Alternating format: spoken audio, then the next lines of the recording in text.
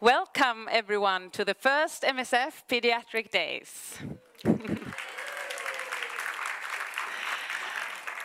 We will spend the next 2 days together with MSF field pediatricians and experts in their fields. We'll spend the next days with MSF pediatric nurses, medical students, volunteers, people from the MSF office, medical directors, people from the academia, professors, associate professors, PhD students, and so on.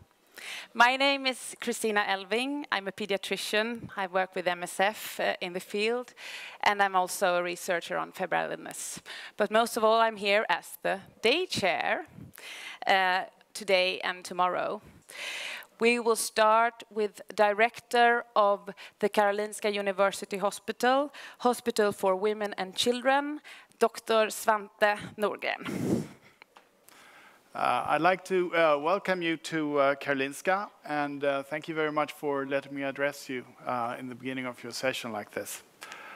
MSF, or Läkare Utan Gränser, as we say in Sweden, is the NGO with the highest trust among the Swedish public.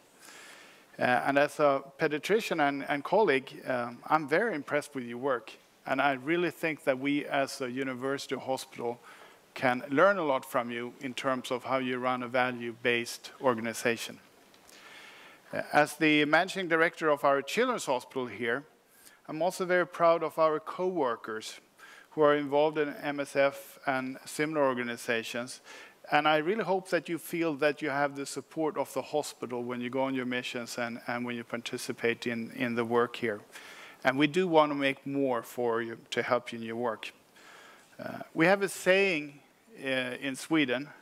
It actually comes from a book for children, that if you're strong, you need to be kind. And we physicians and health workers, we have a unique role or position in our society. We are listened to, and we really can make a difference. But with this position, it is important to realize that we also have a responsibility to do something when we are the one who can make a difference.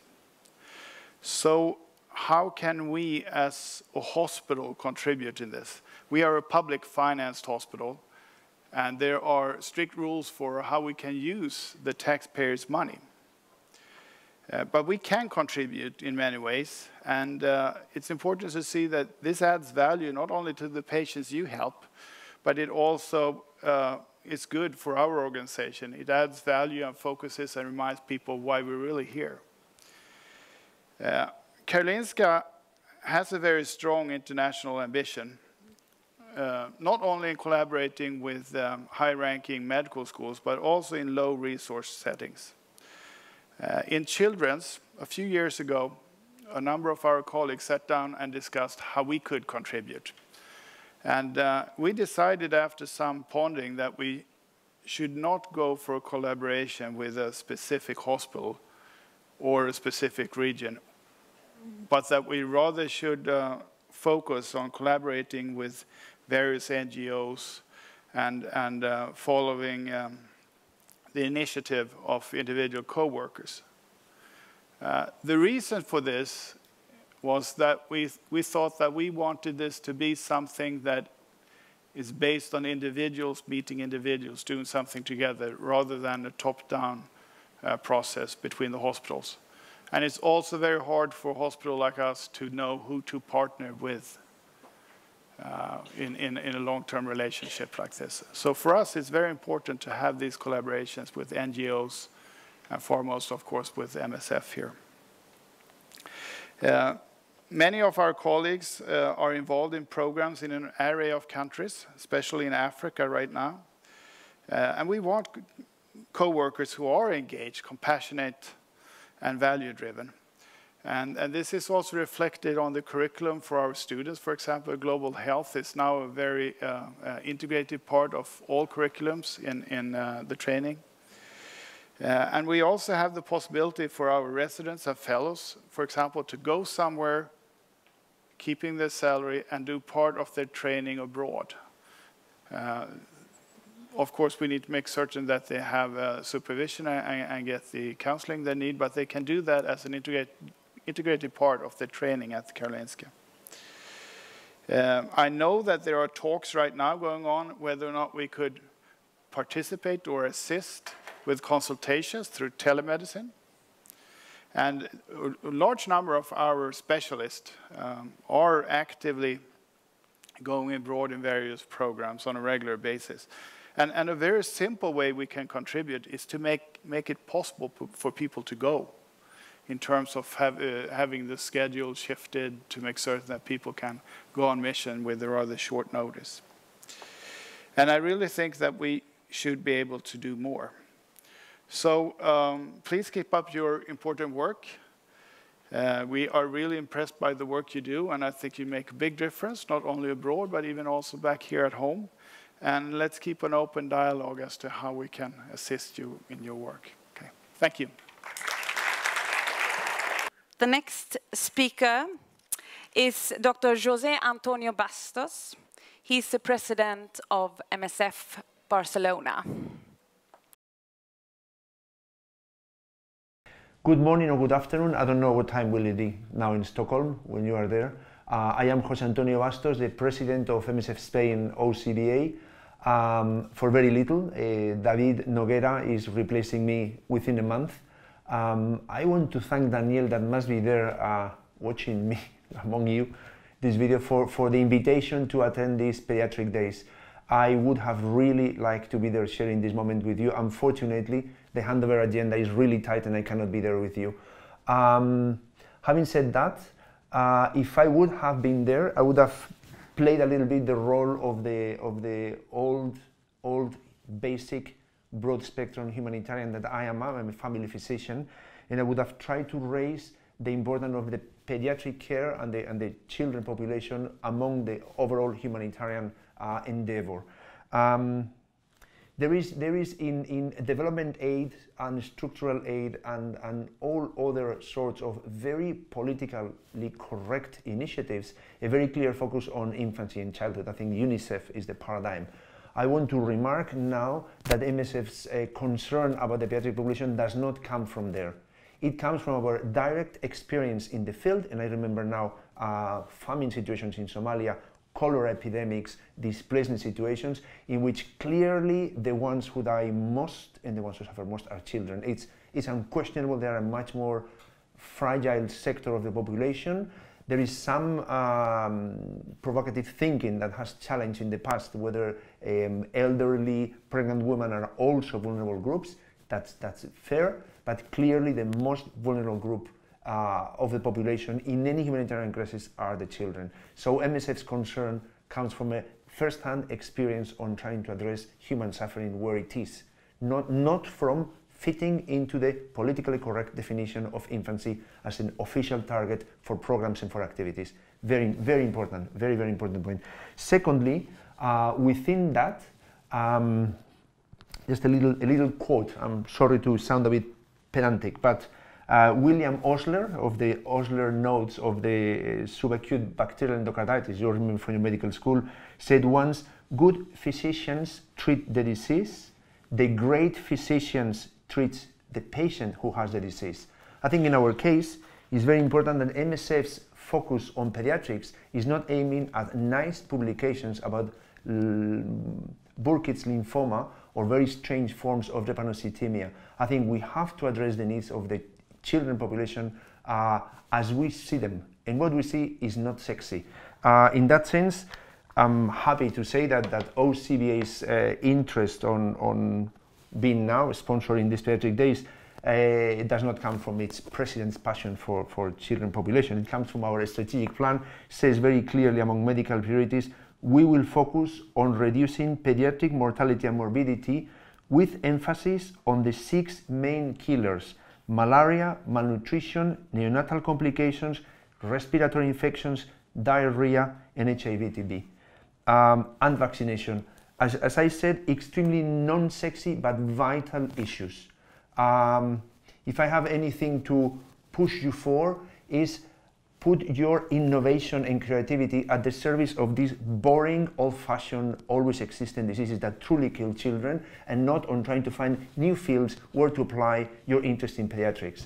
Please, it's the real people we are assisting in the field that matters, not the diseases they have. Do it for them. Nice being with you, even on a video. Bye. I'd like to present to you a person who has a long-term experience with pediatrics, but also with MSF Pediatrics. She's really important for saving the lives of children with MSF. She's a leader of the MSF International Group of Pediatrics, MSF International. Dr. Marie-Claude Bottineau. There you are.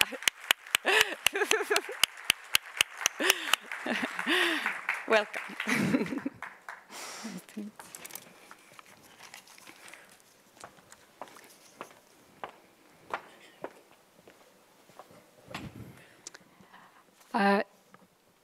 Dear estimated professor, expert, medical doctor, student, and dear estimated MSF colleague, particularly those coming from our program in low resource setting, and all of you, good morning, and in the name of MSF Pediatric Working Group, I wish you two great Pediatrics Scientific Day all together in this marvelous city of Stockholm. It is an honor to be with you for this first pediatric event, sharing experience and knowledge in a constructive way. Many thanks to all of you for your presence, your participation, and a special thanks to all those who have helped to allow this event happen. So I would like to name the member of the Core and Extent Scientific and Organizational Committee, of which Professor Matt Bleno and Professor Ousmane Diaye of the Core Scientific Committee, Mrs. Mathilde Brodzinska, that is really the key coordinator of this event for MSF Sweden office, Mr. Christophe Dolé, the head of human resources in MSF Sweden office, Dr. Sahar Nejat,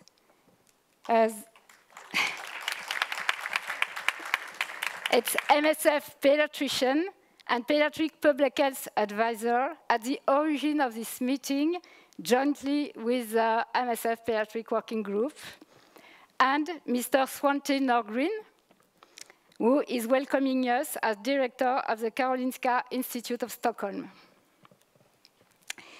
I cannot finish this very brief introduction without reminding you the main objective of this first MSF pediatric events. First, reinforce the interest of university in the humanitarian action and generate commitment and passion and perhaps vocation among students. We desperately need more skilled volunteers in MSF program. Second, allow MSF and more generally humanitarian health workers to benefit from university knowledge and researches. Third, overall, to allow national staff colleagues to participate in a bilateral transfer of competency, experience, knowledge sharing, focusing on quality of care in low resource setting and addressing the adaptation of current international scientific recommendations for humanitarian emergency, poor resource setting and remote area, targeting the poorest and the most vulnerable in a global family approach, and creating model of care tailored for the South. Many thanks to all of you for your attention, your collaboration, and best wish for these two day and the next future, working together for the poorest.